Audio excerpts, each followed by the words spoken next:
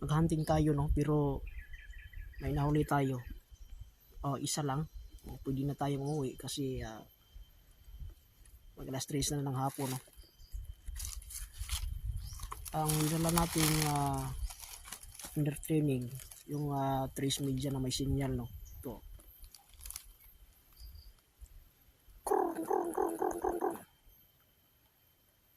So dito lang tayo sa mga puno ng guma, no. Malapit lang ito sa amin. So i-try ko siyang mag-hunt dito kasi first time niya itong mag-hunt. Hindi pa ito mag kampay, no.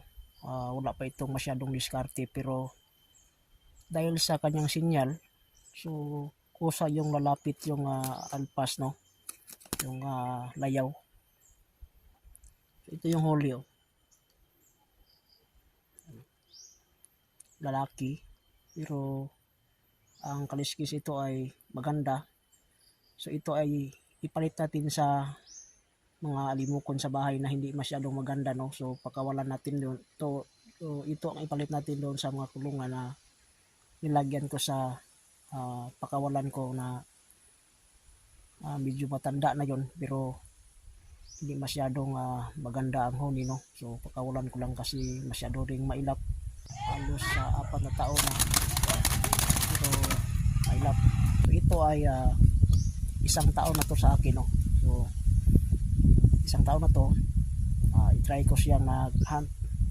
Basta aabot ng isang taon ang limok ko na alagaan mo lang, so makakahuli agad sila, no, kasi pag makakita sila ng gubat,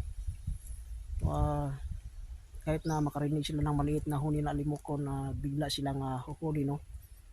Malakas at kung may lalapit yung matapang sila, ang gagawin nila ay palapitin lang nila yung layaw.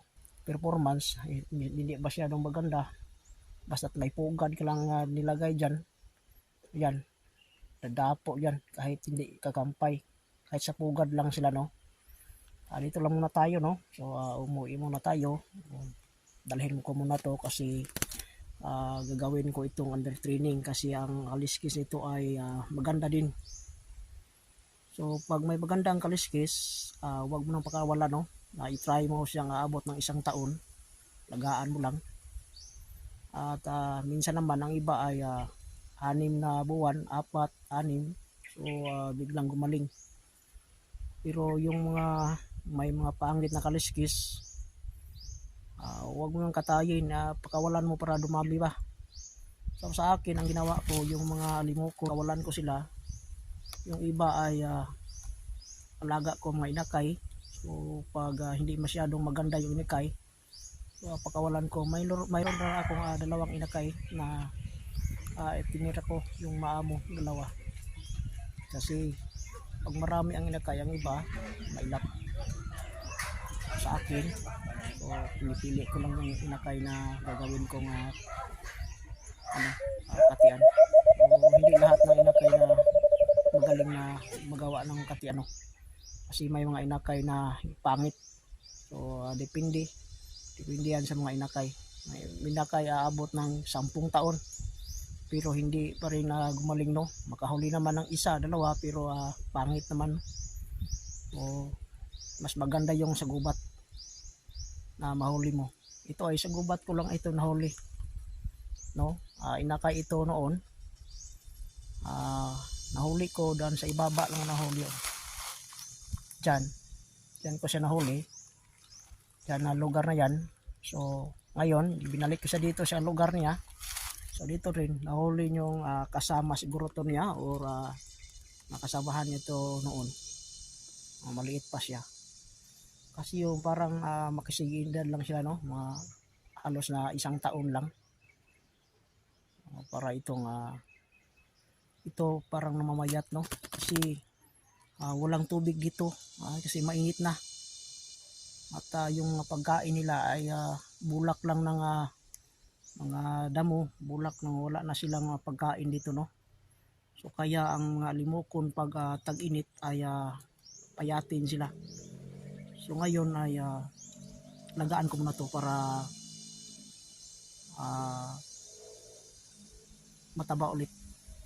Pero aabot ito ng 4 na buwan. Pag hindi humuni sa akin to, pakawalan ko to. So, marami na akong pinakawalan sa bahay, halos sa 200 pieces na, no, sa bahay na. Tapos narinig ko na sila na marami nang naghuni at marami na rin silang mga inakay, sisiw. Halos na 4 na taon inalagaan ko mga limokon dito.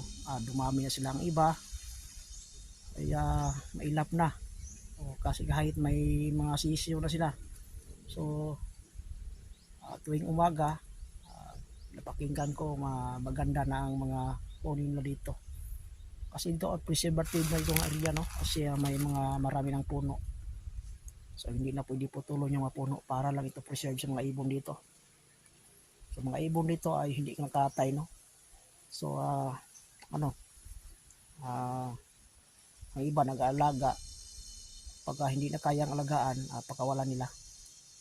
Dito lang muna tayo, no. Umuwi lang muna tayo sa bahay kasi hapon na.